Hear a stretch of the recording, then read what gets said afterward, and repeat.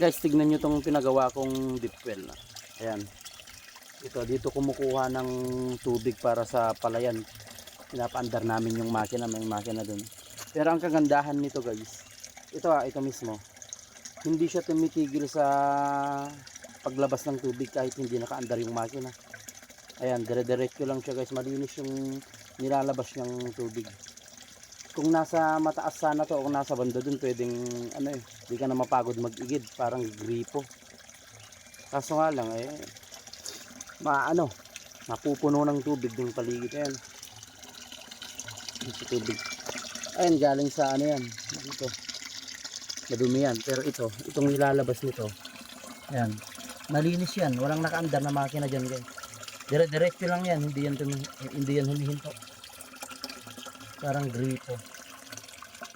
Pwedeng lagyan ng hose papunta sa itaas. Ayan, ayan siya guys. Dire-diretso lang yan, hindi yan humihinto.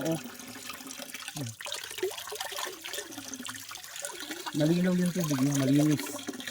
Kasi malalim yung nito malalim yung pinanggagalingan nito. Baka may ganito rin sa inyo na naglalabas ng tubig. Dire-diretso lang siya, hindi naman siya binobombang gano'n. Hindi naman siya pag ginalaw mo kasi ng ganyan, mas malakas. Ayan. Pag ginalaw mo ganyan.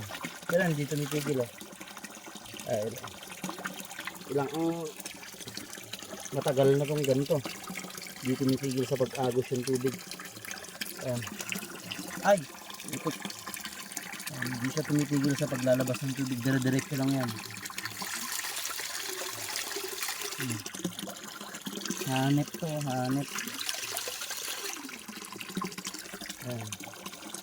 Ano kayang magandang gawin dito guys? Dire-diretso. Makas. Ayan, nag-overflow.